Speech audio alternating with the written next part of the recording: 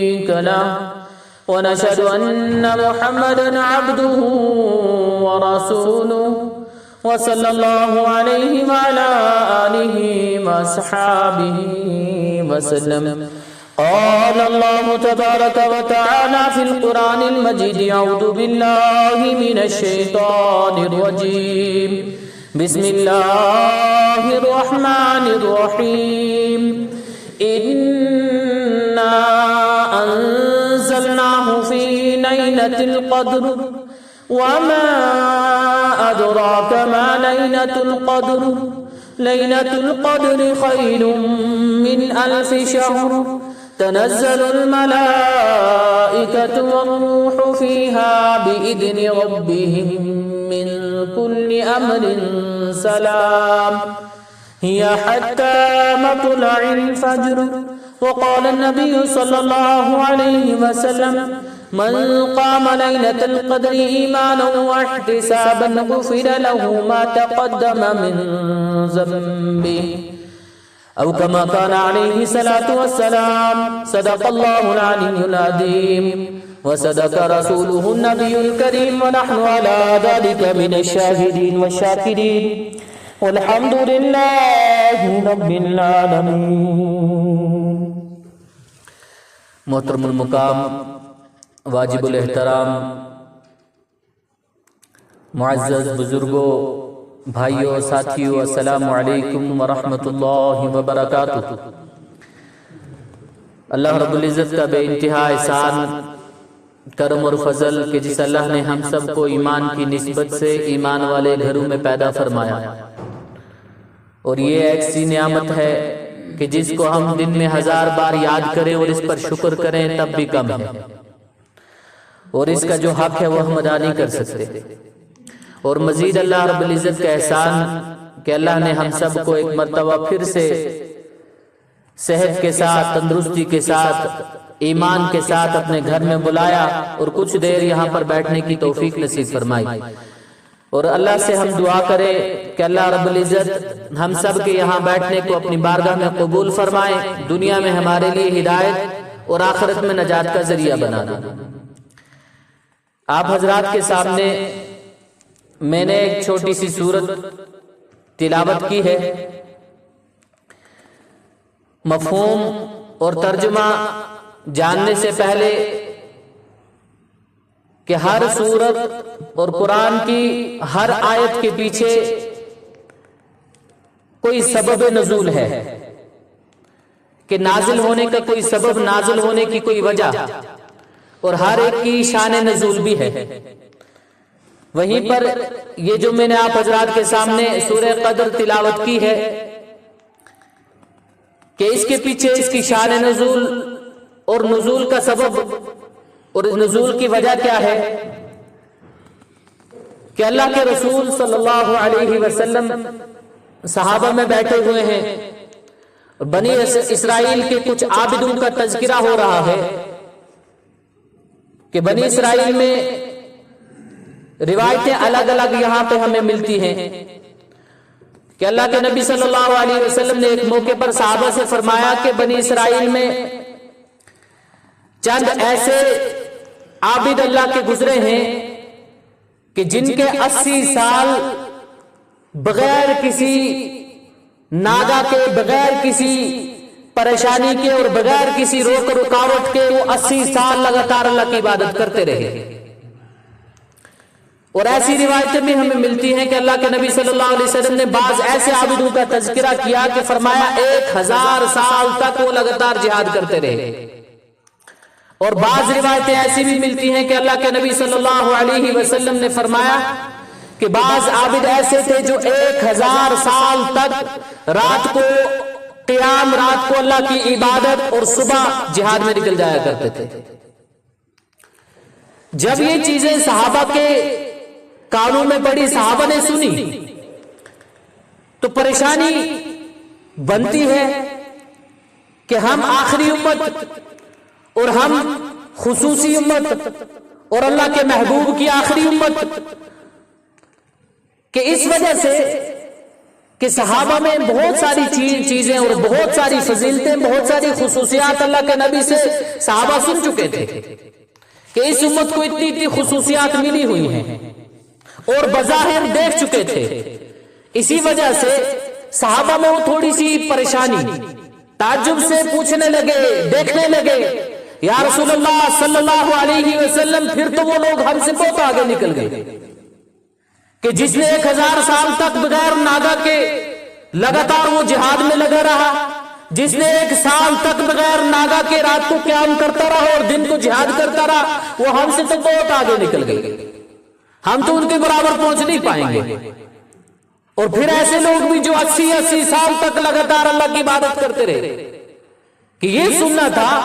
کہ صحابہ تعجب سے پوچھ رہے ہیں یا رسول اللہ ہم ان کے برابری کیسے کریں گے؟ کل قیامت کے دن وہ تو سب کچھ لے گئے، ہمارے پاس تو کچھ باقی نہیں بچا. تو اللہ کے نبی صلی اللہ علیہ وسلم یہ چیز صحابہ کی جو پریشانی، صحابہ کو تعجب سے پوچھنا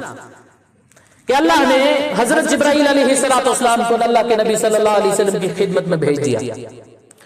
اور حضرت جبرائیل امین علیہ السلام وحی لے کر آگے. اور وحی کیا لے کر آئے؟ اِنَّا أَنزَلْنَاهُ فِي لَيْلَةِ الْقَدْرِ وَمَا أَدْرَاكَ مَا لَيْلَةُ الْقَدْرِ لَيْلَةُ الْقَدْرِ خَيْرٌ مِّنْ أَلْفِ شَهْرٍ تنزل الملائكة والروح فيها بإذن ربهم من كل أمر سلام هي حتى مطلع الفجر. کہ یہ سورت مکمل سورت لے کر کے آگے فرمانے لگے یا رسول اللہ، اے اللہ کے حبیب، آپ کے صحابہ کی جو پریشانی تھی اللہ نے دور کر دی، ان کو خوشخبری سنائیں. اِنَّا أَنزَلْنَاهُ فِي لَيْلَةِ الْقَدْرِ، یقیناً ہم نے قرآن پاک کو لیلۃ القدر میں نازل فرمایا. یہ رمضان المبارک میں کچھ آیتیں ایسی آتی ہیں، شہر رمضان الذی انزل فیہ القرآن، کہ ہم نے قرآن پاک کو اس ماہ سیام میں رمضان کے مہینے میں نازل فرمایا. اور دوسری آیت آگئی اِنَّا أَنزَلْنَاهُ فِي لَيْلَةِ الْقَدْرِ، کہ ہم نے قرآن پاک کو لیلۃ القدر میں نازل فرمایا. مفسرین فرماتے ہیں یہ یہاں پر جو قرآن پاک کو نازل فرمانا، اس کے پیچھے فرمایا پورے کے پورے قرآن کو ہم نے لیلۃ القدر میں نازل فرمایا. اب ہم تک یہ جو قرآن اللہ کے نبی صلی اللہ علیہ وسلم پر یہ جو قرآن اترتا رہا وہی آتی رہی ہے، ایک دن کا کام نہیں تھا. یہ تو ہم سب سارے واقف ہیں، ایک دن کا کام نہیں. 23 برس کی یہ جو وقفہ ہے، 23 برس میں پورا کا پورا قرآن اللہ کے نبی صلی اللہ علیہ وسلم پر نازل ہوا. مگر یہاں پر بتایا جا رہا ہے پورا کا پورا قرآن لیلۃ القدر میں نازل ہوا. فرمایا اس کا مفہوم کہ اللہ نے لوح محفوظ سے آسمان دنیا پر ایک ساتھ پورا قرآن نازل کر دیا. اب اس کے بعد کہ فرشتہ ضرورت کے مطابق یہ قرآن لیتا ہے، ضرورت کے مطابق آیتیں لیتا ہے، یہ اللہ کے نبی صلی اللہ علیہ وسلم پر آ جاتی ہے. فرمایا وَمَا أَدْرَاكَ مَا لَيْلَةُ الْقَدْرِ، کہ تم کیا جانو لیلۃ القدر کیا ہے. یہاں پہ یہ جو لفظ ہے تم کیا جانو، کہ کسی چیز کی فضیلت بیان کرنی ہو،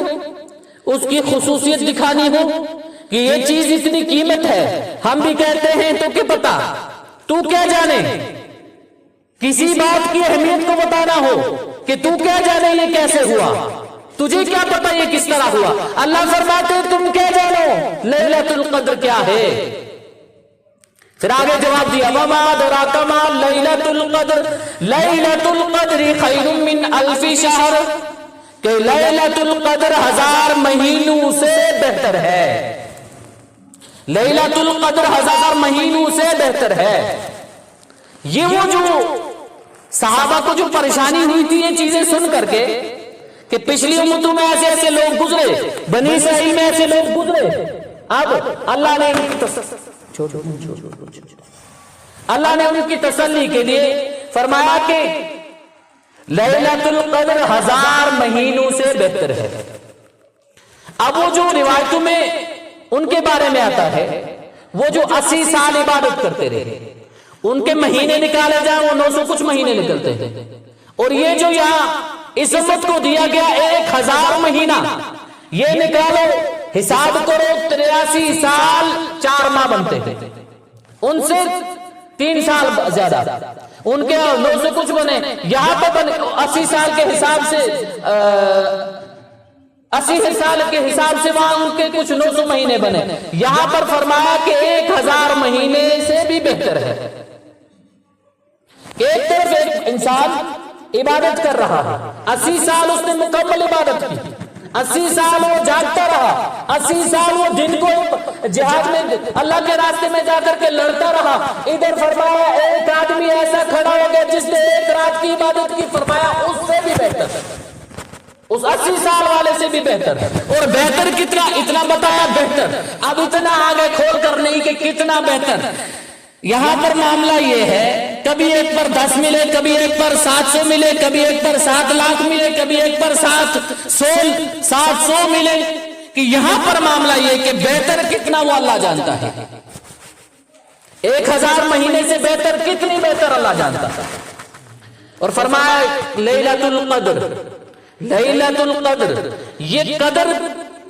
کے مفسرین لکھتے ہیں اس کے الگ الگ معنی لیے جاتے ہیں، یہ قدر کیا ہے؟ ایک قدر، ایک معنی اس کے لیے یہ لیے جاتے ہیں کہ جس چیز کو شان ملی، جس چیز کو عظمت ملی، یہاں پر مہینے کو عظمت مل گئی، یہاں پر رات کو عظمت مل گئی، فرمایا خیر من 1000 شہر، کہ یہ رات 1000 مہینے سے بہتر ہے، یہاں پر رات کو عظمت مل گئی، قدر مل گئی، اس کو شان و شوکت مل گئی، فرمایا آگے کہ جو اس میں کھڑا ہو گیا، جو اس نے اس میں عبادت کی، اس نے 1000 مہینے سے زیادہ، 1000 مہینوں سے زیادہ عبادت کا ثواب اس نے حاصل کر لیا، اب عبادت کرنے والا جس نے اس رات کو عبادت کی، رات کو پکڑا، صحیح معنی میں کھڑا ہوا، فرمایا اس کو بھی یہاں پر شان و شوکت مل گئی، عزت مل گئی، اور یہ عزت کس کی طرف سے مل رہی ہے؟ اللہ کی طرف سے، اور فرمایا یہاں پر کہ قدر کے ایک معنی یہ ہے کہ وقت کو بھی عزت ملی، رات کو بھی عزت مل گئی، اور عبادت کرنے والے کو بھی عزت مل گئی، اور جو عبادت کی جائے گی اس عبادت کو بھی عزت ملے گی، فرمایا دوسری قدر کی دوسرے معنی یہ لکھتے ہیں کہ قدر کے دوسرے معنی آتے ہیں کہ تقدیر، کہ اللہ کے فیصلے، ایک تو تقدیر شروع ہی سے لکھی جا چکی ہے کہ میرے مقدر میں کیا ہے، مجھے مرنا کب ہے، کہاں سے مجھے رزق ملے گا اور کس طریقے سے ملے گا، یہ سارا کچھ لکھا جا چکا ہے،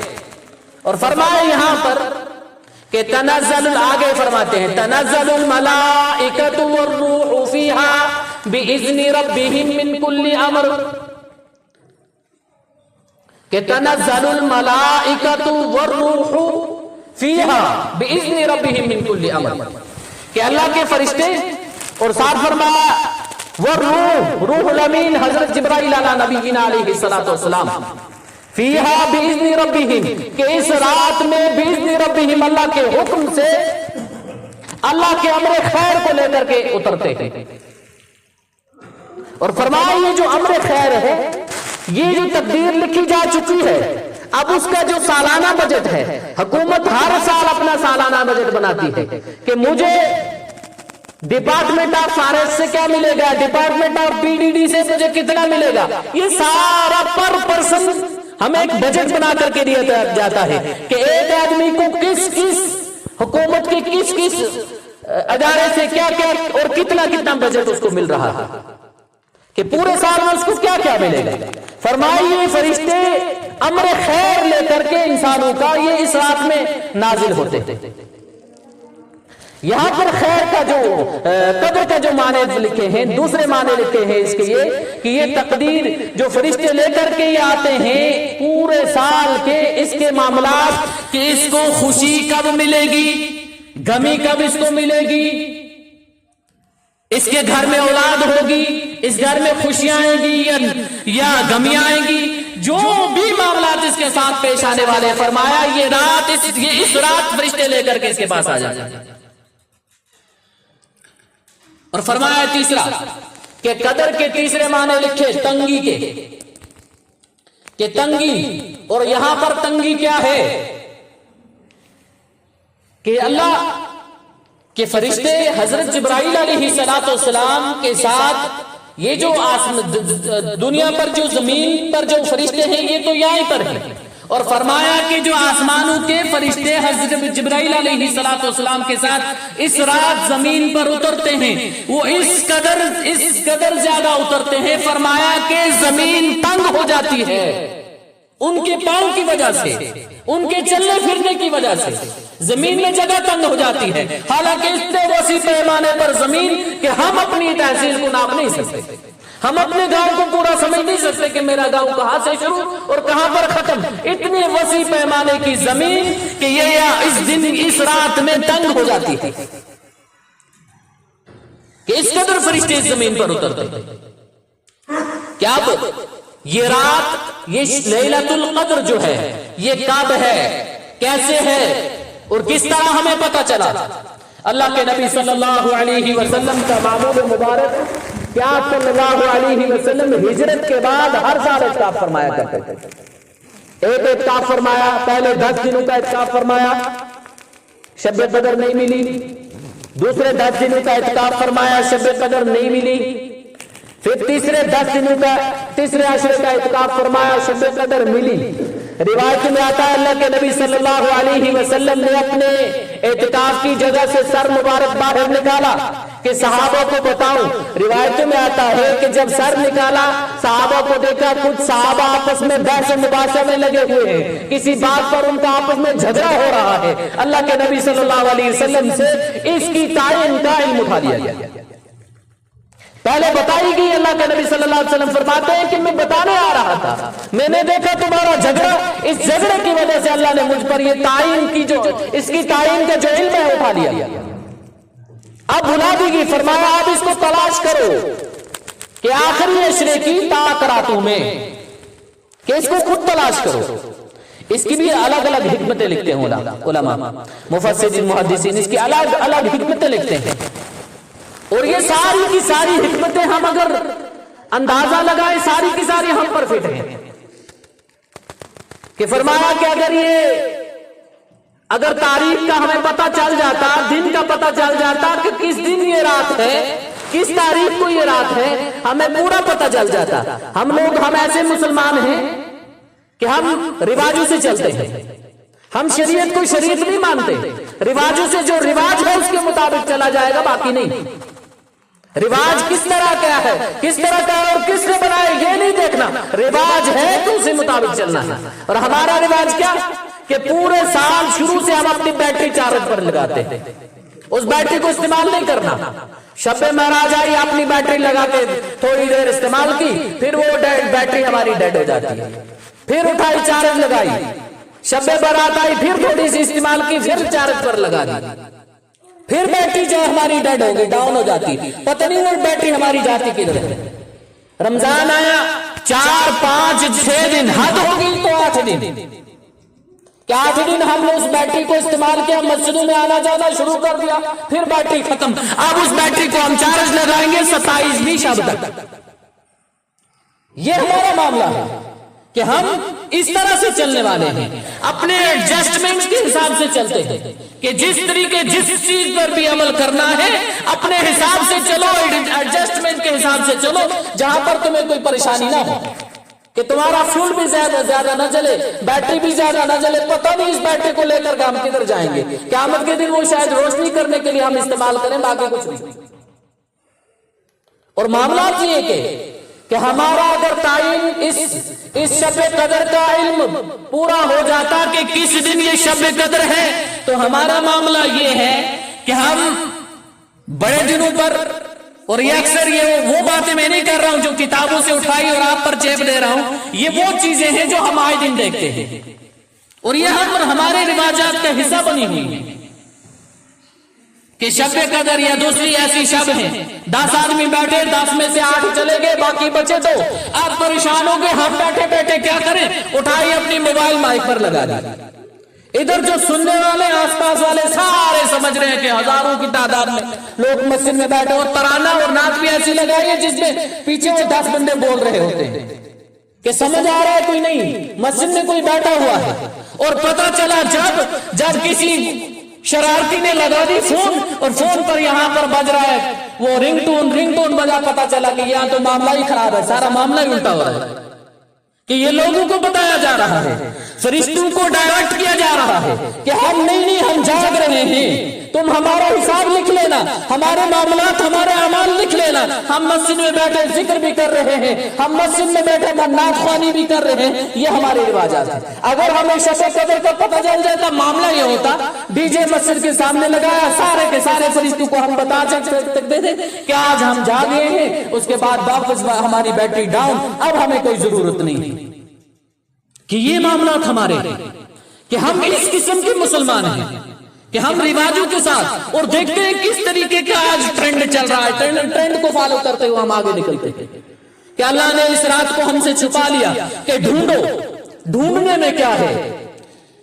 اگر پتہ چل جاتا ہے ایک اور حکمت، اگر پتہ چل جاتا ہے فلاں رات کو ہے، ہم اتفاق سے بیمار ہو گئے، وہ رات ہم سے مس ہوگی،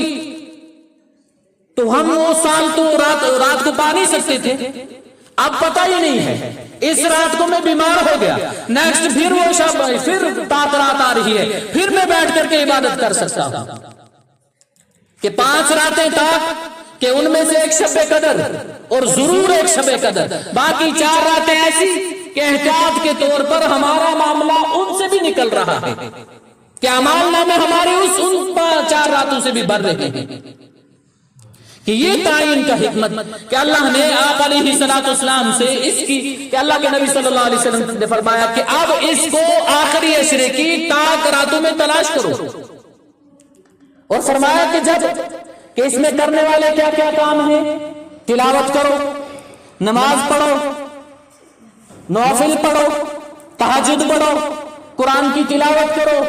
قرآن نماز پڑھتے پڑھتے اگر تم تھک چکے ہو بیٹھ جاؤ، بیٹھ کر کے ذکر کرو، زبان تمہاری تھک رہی ہے، اب ذکر کو چھوڑو، اب محاسبہ کرنا شروع کر دو. اگر اس میں بھی تم تھکے ہوئے ہو، اب بیٹھ کر کے صرف سوچو،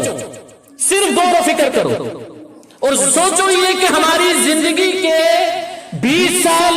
ہماری زندگی کے 50 سال وہ کس حساب سے گزرے. آیا کہ وہ 50 سال ہمارے نبی اکرم صلی اللہ علیہ وسلم کے بتائے ہوئے طریقے پر گزرے ہیں یا نہیں؟ اس چیز کا محاسبہ کرو. اور اللہ کے نبی صلی اللہ علیہ وسلم سے امی عائشہ صدیقہ رضی اللہ تعالی عنہا نے پوچھا، یا رسول اللہ صلی اللہ علیہ وسلم، اگر میں اس رات کو پالوں تو میں کیا مانگوں، کیا دعا کروں، کیا عمل کروں؟ اللہ کے نبی صلی اللہ علیہ وسلم نے فرمایا کہ تم نمازیں پڑھتے رہو، تم عبادت کرتے رہو، جب تمہیں محسوس ہونے لگے کہ یہ شب قدر کی رات ہے، فرمایا دعا مانگو، اللہم انک عفو کریم تحب العفو فاعف عنی، اللہم انک عفو کریم تحب العفو فاعف عنی. اے اللہ تو بہت زیادہ معاف کرنے والا اور معافی کو تو پسند کرتا ہے، یا اللہ میرے گناہوں کو بھی معاف کر دے. کہ اتنی بڑی رات میں یہ دعا کہ یا اللہ تم گناہوں کو معاف کرنے والا اور معافی کو تم پسند کرتا ہے، میرے گناہوں کو معاف فرما. کہ اس سے ہمیں ایک سبق ملتا ہے کہ وہاں پر ہم بہت ساری چیزیں جمع کر سکتے تھے، اپنے لیے کوئی ڈیفینسیو سسٹم بنا سکتے تھے، اپنا کوئی ڈیفینس کھڑا کر سکتے تھے، مگر نبی اکرم صلی اللہ علیہ وسلم نے جو ڈیفینس ہمیں دکھایا وہ ڈیفینس کس لیے تھا؟ ذرا آج ہم اپنی زندگیوں پر غور کر کے دیکھیں کہ ہماری زندگی کن حالات سے گزر کر کے یہاں پہنچی ہوئی ہے اور کیسے کیسے راستوں کا ہم نے یہاں پر پہنچنے تک انتخاب کیا کہ جن راستوں پر اللہ کے نبی صلی اللہ علیہ وسلم اور اللہ نے خود لعنتیں فرمائی، جن کاموں پر اور جن وسائل پر اللہ اور اللہ کے نبی صلی اللہ علیہ وسلم سے اللہ کے نبی صلی اللہ علیہ وسلم نے منع فرمایا کہ ان وسائل کو ہم اختیار کرتے یہاں پہنچ چکے ہیں. کہ فرمایا کہ تمہیں یہ رات ملے، اپنے لیے معافی مانگو، استغفار کرو. اور یہ استغفار کوئی معمولی چیز نہیں ہے کہ اللہ کو یہی چیز بڑی پسند ہے. امام غزالی رحمۃ اللہ علیہ احیاء العلوم میں کہ انہوں نے ایک واقعہ لایا ہے ایک کساب کا، ایک کسائی کا، کہ ایک کسائی اپنے کاروبار، اپنا جو میٹ کا کام یا اس طرح کے کام جو روزمرہ کا جو کام اس کا چلتا تھا، بڑا اچھا چلتا تھا. اچانک معاملہ اس کا خراب ہو گیا. خراب اس طرح ہوا کہ کسی عورت سے اس کو عشق ہو گیا، اور یہ جو عشق ہے یہ انسان کو ٹھکانے پر نہیں چھوڑتا ہے. وہ لکھتے ہیں کہ یہ کساب اپنے معاملات جو اس کے روزمرہ کا کام تھا یہ چھوڑ، اس میں یہ ڈسٹرب ہونے لگا کہ اس نے عشق نے اس کو ناکارہ کر دیا. اور لکھتے ہیں کچھ دن کے بعد یہ اس عورت کے پیچھے چلا. اس نے دیکھا وہ عورت آ گئی جو اس کی، جس کے پیچھے یہ پڑا ہوا ہے. اچانک اس نے دیکھا وہ راستے سے جا رہی ہے، اس کے پیچھے اس نے لگا لیا اپنا راستہ. لکھتے ہیں کچھ دیر چلتے چلتے یہ اس عورت کے اتنے قریب آ گیا کہ اس عورت کو اس کی آہٹ سنائی دی. پیچھے مڑی، اس سے کہنے لگی او ظالم رک جا، اللہ سے ڈر، خوف کر، جو کام تو کرنے جا رہا ہے اللہ کو پسند نہیں ہے، اس پر اللہ کی بڑی گرفت آتی ہے، بڑی پکڑ، سخت پکڑ آتی ہے، اللہ سے ڈر. یہ لکھتے ہیں کہ اتنا کہنا تھا وہ یہ کساب جو ہے پیچھے رک گیا. اب رکا، توبہ کی، نادم ہو گیا، شرمندہ ہو گیا. اور شرمندگی اس کی ایسی ہے کہ یہ واپس سے اپنا راستہ ناپ لیا، وہیں سے واپس مڑا. چلتے چلتے اس کو ملاقات ہوئی وقت کے نبی کے قاصد سے. اور معاملہ اتنا تو گہرائی میں پتہ نہیں کون سا وقت تھا کہ نبی کا ایک قاصد، نبی کا میسنجر جو نبی کی تعلیمات دوسرے لوگوں تک پہنچاتا تھا، نبی کی میسیجز دوسرے لوگوں تک پہنچاتا تھا. اس کی ملاقات اس سے ہو گئی. دونوں ساتھ میں چل رہے ہیں، جنگل کا سفر ہے، گرمی بڑی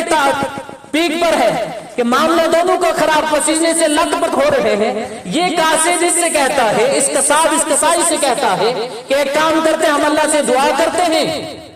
اللہ سے دعا کرتے ہیں کوئی اللہ انتظام، بادل کا کوئی انتظام کر دے یا بارش کا کوئی انتظام کر دے. یہ کساب کہتا میں تو گناہگار ٹھہرا، میرے پاس میں نہیں ہے. آپ مجھے پتا ہے آپ کو نبی کے قاصد ہو، آپ تو اللہ کے محبوب ہو، اللہ کے نبی کی وہ میسیجز، اللہ کے نبی کی تعلیمات دوسرے لوگوں تک پہنچاتے ہو، آپ اللہ کے زیادہ قریب، آپ دعا مانگو. یہ لکھتے ہیں کہ اس نے دعا مانگی. یہ کساب نے آمین کہی، آمین کہی. اللہ نے ان کے اوپر بادل کا انتظام کر دیا. بادل کا انتظام چلتے چلتے چلتے جب ان کا راستہ الگ ہونے لگا، یہ قاصد دیکھتا ہے میرا راستہ یہ ہے، کساب کا راستہ وہ ہے. میں اس راستے سے نکلا، کساب اس راستے سے نکلا، بادل کا ٹکڑا کساب کے پیچھے. جو کسائی کہتا ہے میں گناہگار ہوں، آمین کرتا ہے، یہ اس راستے سے نکلا، بادل کا ٹکڑا اس کے اوپر. یہ وقت کے نبی کا قاصد پریشان، اس نے بولا رک جا اللہ کے بندے، تو کہتا ہے تو گناہگار ہے، یہ کیا میں اس سائڈ سے نکلا، یہ تو میرے ساتھ آنا چاہیے تھا اس حساب سے، یہ تو تیرے پیچھے جا رہا ہے. اس نے اپنا واقعہ سنایا کہ میں نے گناہ کے لیے آج بھی جا رہا تھا، مگر مجھے اس عورت نے روکا. وہ روک رہا ایسا تھا کہ میرے دل نرم ہو گیا، میں اللہ سے نادم ہوا، شاید اللہ کو میری ادا پسند آئی. اور آج سے ہزاروں واقعات ہمیں ملیں گے کہ اللہ کو یہ چیزیں پسند ہیں، اللہ کو توبہ معافی پسند ہے، اللہ معاف کرتے ہیں اور خوش ہو کر کے معاف کرتے ہیں. اس لیے ہم کہ اس مبارک رات ہمیں اگر ملتی ہے، اللہ کرے ہم سب اس کے لیے جستجو میں لگیں، اللہ کرے ہم اس کے لیے محنتیں کریں، ہم اللہ کرے اس کے لیے ہم دن رات ایک کریں، ہم راتوں کو جاگ کر کے مسجدوں میں، اپنے گھروں میں جاگ کر کے اس کا انتظار کریں کہ یہ رات ہمیں مل جائے. اور یہ کوئی معمولی رات نہیں ہے، 1000 مہینوں سے افضل، بہتر کہ ہم اس جستجو میں لگیں اور اپنی زندگی پر اپنے اوپر دھیان دیں کہ ہمارے حالات، ہمارا وقت جو گزرا ہے 30 سال 40 سال، کہ ہم نے اللہ کو کتنا ناراض کیا. یہ بجلی ہے، الیکٹریشن نے سسٹم لگایا، ساتھ میں ہمیں پریکاشن بتا دیا کہ کن کن چیزوں کا احتیاط کرنا ہے. اس نے بتا دیا کہ یہاں پر 1000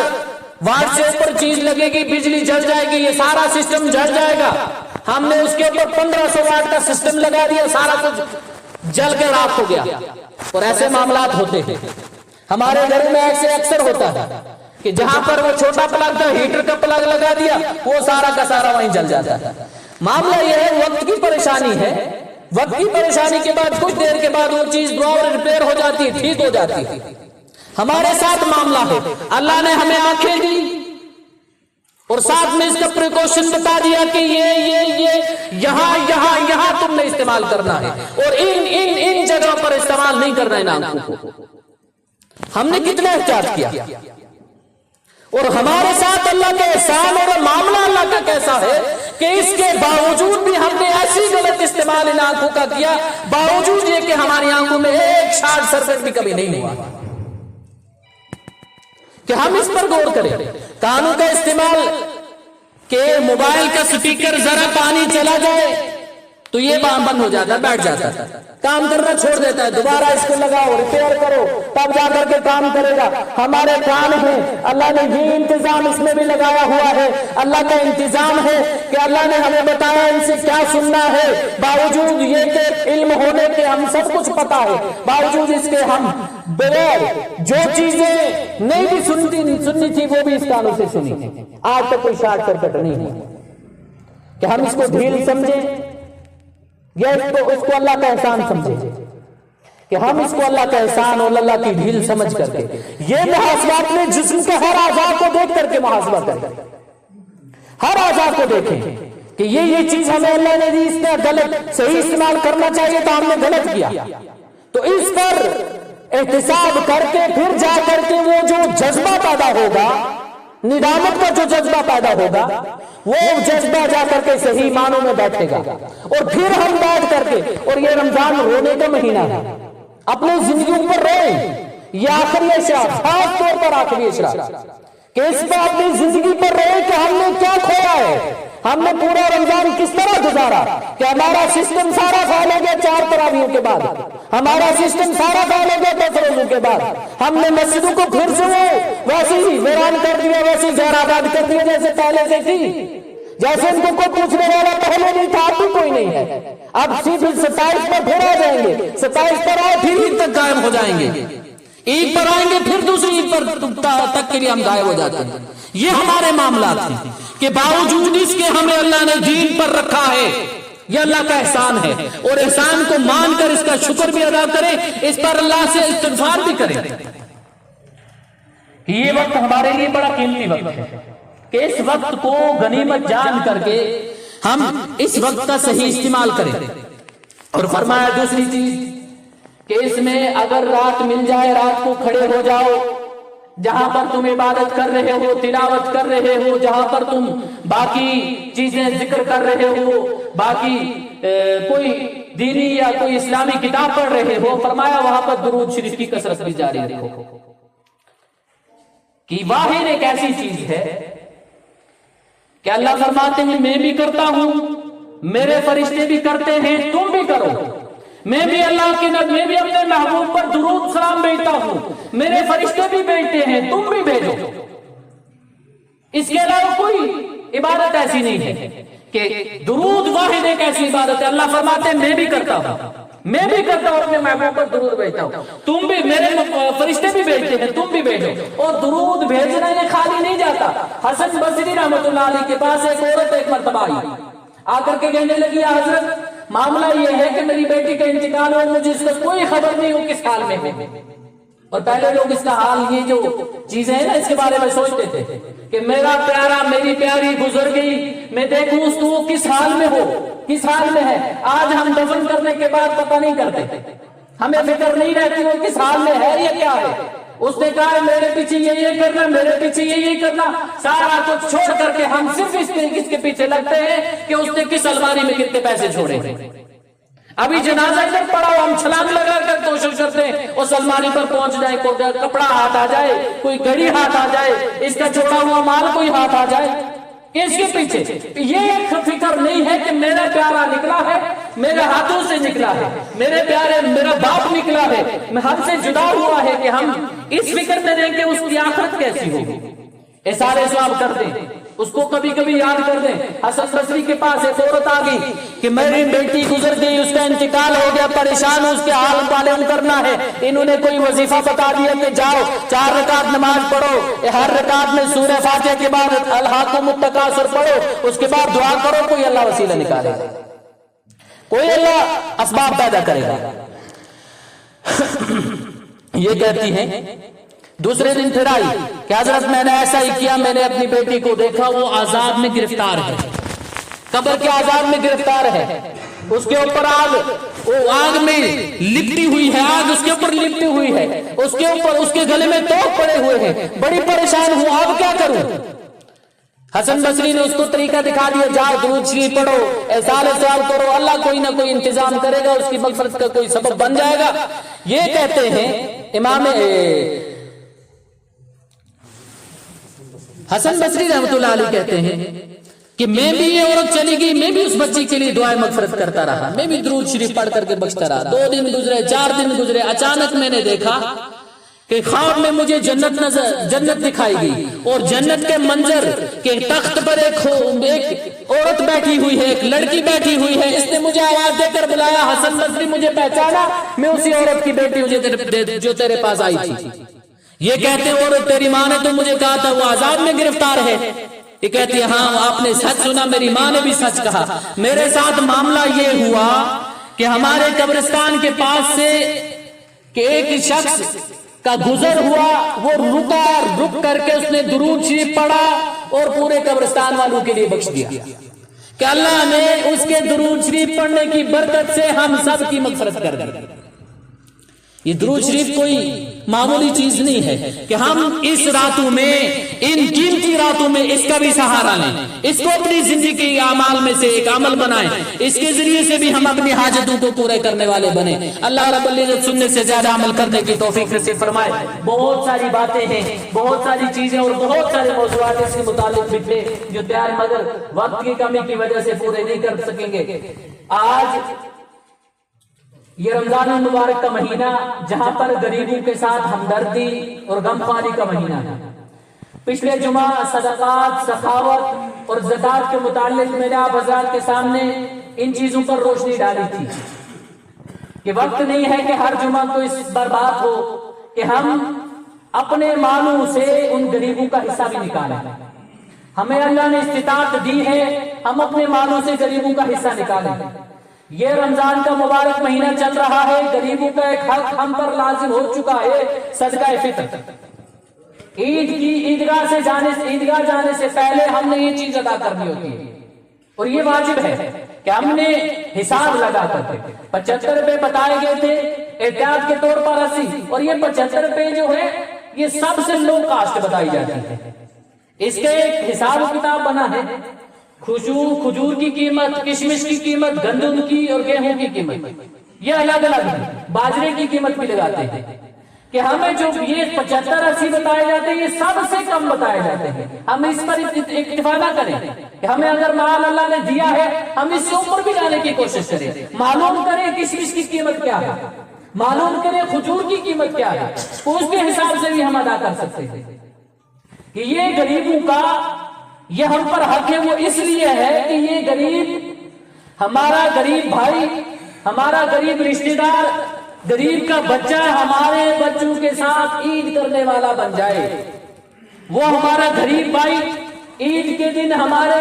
ہمارے ساتھ کندھے سے کندھا ملا کر کھڑے ہونے والا بن جائے. اور معاملہ ہمارا یہ کہ ہم کندھا صفوں میں بھی نہیں ملا. ہم کوشش کرتے ہیں میرے بھائی سے میرا کندھا صف میں بھی نہ ملے،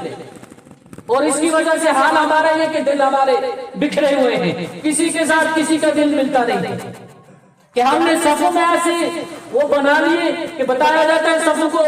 ایسی چیزیں دیکھنے میں آئی ہیں، یہاں سے اعلان ہو رہا ہے صف سیدھی کرو، 2 بھائی کھڑے ایک پیچھے کھسک جاتا ہے. ان باتوں پر اس کو موت آ گئی، پیچھے کھس کا یہاں فرشتہ کھڑا ہوا ہے کہ معاملات ایسے ہمارے ہو چکے ہیں. اور ہم فکر کر رہے ہیں، ہم بھی یہ کر رہے ہیں کہ ہمارے پاس اتنی طاقت آ جائے کہ نیتنیاہو کا جا کر کے مقابلہ کریں اور یہاں بیٹھ کر کے ہم اس پر حملہ کریں. توقعات ہماری اتنی اور معاملہ ہمارا اتنا ہے کہ ہم ہمارے بھائیوں سے بھی خوش نہیں ہیں. غریب ہمارا بھائی ادھر ہے، کوئی نہیں چاہتا کہ میرا بھائی غریب میرے ساتھ عید میں میرے جیسے کپڑوں والا بن جائے. ہم یہ چاہتے ہیں میرا کپڑا 500 کا 5000 کا ہے، غریب کا 50 کا کیوں نہ ہو، اس نے 5000 کا لگا گا، میری کیا قیمت رہے گی؟ اسلام یہ چیز نہیں، غمخواری سکھاتا ہے۔ کیسے غمخوار بنو کہ تمہارا بھائی غریب ہے، اس کو اپنی غربت پر ذرا برابر بھی اس کو وہ پریشانی نہ ہو، کوئی رنج نہ ہو، صدمہ نہ ہو، اس غربت پر بھی وہ اللہ کا شکر ادا کرے کہ یہ صدقہ فطر فطرانہ یہ ان کا حق ہے۔ ہم کوشش کریں کہ عید سے پہلے ادا کرنے کی، اور ہم سب سے پہلے مدارس کا آج حق اس لیے ہے کہ ہمارے پاس وسائل بہت کم ہیں، باقی مصرف بہت کم ہے ہمارے پاس، کہ آج کے دور میں مصرف اور مصرف اس لیے کم ہے کہ کئی مرتبہ کئی جگہ پر ایسی چیز دیکھنے کو ملتی ہے، غریب اپنی غربت کو چھپا دیتا ہے، دوسرے کو پتہ بھی نہیں چل پاتا۔ ہمارے ہی محلوں میں کئی گھر ایسے ہوتے ہیں، پتہ نہیں چلتا 10 دن 5 دن ان کے گھر میں فاقے ہیں، اور پتہ چلا کئی برسوں کے بعد جا کر کے۔ ہمارے یہاں علاقے میں پچھلے دنوں ایک واقعہ پیش آیا، آس پاس میں 50 ایسے گھر جو اپنے حساب سے چلتے ہیں، جو نیچے زمین پر ان کو تھوکنے کی بھی جگہ انہوں نے الگ بنائی ہوئی ہے کہ ہماری تھوک بھی ضائع نہ ہو جائے۔ کئی سالوں سے معاملہ یہ کہ اچانک کسی کو دور سے سوشل میڈیا کے ذریعے سے پتا چلا ہے گھر ایسا ہے جس گھر میں کھانے کو لوگ بچے ترس رہے ہیں، اور کئی سالوں سے ایسا چل رہا تھا، کسی کو خبر نہیں۔ وہ کیا وہ عمارت، وہ اپنی عمارت کس کو جا کر کے دکھائیں گے؟ وہ قارون اور حمان شداد بن کر کے کس کو اپنی طاقت دکھائیں گے؟ یہ چیز کا ہم احساس کہ ہم غریبوں کے ساتھ مدد اور نصرت، غریبوں کے ساتھ غمخواری، مدارس والے ہمارے پاس آتے ہیں، آج بھی مدرسے والے کچھ آئے ہوں گے اور کچھ شاید اس طرح بھی آئے ہوں گے کہ ہم بھرپور تعاون کریں، بھرپور۔ یہ مسجد اس وقت ہے، کچھ قرض اس پر بھی ہے کہ ہم اس کے ساتھ بھی دل کھول کر کے تعاون کریں کہ مساجدوں کو وہی لوگ آباد کرتے ہیں جو اللہ اور روز قیامت کے دن، روز آخرت کے دن پر ایمان رکھتے ہیں۔ اللہ رب العزت سننے سے زیادہ عمل کی توفیق نصیب فرمائے۔ ایک آخری اعلان ہو سکتا ہے، یہ جو جمعۃ الوداع ہو، عید کی نماز موسم صاف ہونے کی صورت میں عیدگاہ میں ادا کی جائے گی، موسم صاف نہیں ہوتا مسجد میں ادا کی جائے گی۔ دونوں صورتوں میں 9 بجے عید کی نماز ادا ہوگی۔ مشورہ ہو چکا ہے 9 بجے عید کی نماز ادا ہوگی، موسم صاف ہوا تو عیدگاہ میں، موسم صاف نہیں ہوا تو مسجد میں۔ ہاں، عیدگاہ کے بارے میں ایک چیز کہہ دیں کہ عیدگاہ کے لیے مسلمانوں کو ایک پورا بتایا گیا ہے، طور طریقہ بتایا گیا ہے، تم گھر سے کس طرح آؤ، کیسے کپڑے پہن کر کے آؤ، نہا دھو کر کے آؤ، یہ سارا پورا اس کو بتایا گیا ہے اس طریقے سے۔ وہیں پر مسلمانوں کے لیے ایک بہترین چیز یہ ہے کہ وہ اپنے کندھے پر جائنماز اٹھا کر کے لایا ہے، اس کی فائدہ خود کو ہے کہ ہم نے اس وقت نئے کپڑے پہنے ہوتے ہیں۔ مسجد کے پاس یا عیدگاہ میں اتنے بڑے اس جگہ پر اتنی میٹنگ کا انتظام بھی بسا اوقات نہیں ہو پاتا ہے صحیح کہ ہم ان کے کپڑوں کو بچا سکیں، اس لیے سب سے بہترین چیز یہ ہوتی ہے، اس سے مسلمانوں کی خوبصورتی بھی سامنے نکلتی ہے۔ اور عیدگاہ صرف اس لیے ہے کہ دوسروں پر روک پڑے، کہ مسلمانوں کا روک پڑے دوسرے قوموں کے اوپر، تو اس لیے عیدگاہ کے لیے ہم کوشش یہ کریں کہ ہم گھر سے نکل رہے ہیں اپنی جائنماز اپنے کندھے پر لے کر کے نکلیں، جائنماز خود اپنی ساتھ میں لے آئیں گے، یہاں پر بھی جو انتظام ہو سکے گا وہ بھی کیا جائے گا انتظامیہ کی طرف سے۔ اور باقی ایک بار پھر سے دوہرا دوں، 9 بجے موسم صاف ہونے کی صورت میں عیدگاہ میں نماز ہوگی، اگر عیدگاہ میں نماز نہیں ہوتی ہے موسم کی خرابی کی وجہ سے تو مسجد میں عید کی نماز ادا ہوگی، وہ بھی اس کا بھی وقت 9 بجے رہے گا۔ اللہ رب العزت سننے سے زیادہ عمل کرنے کی توفیق نصیب فرمائے۔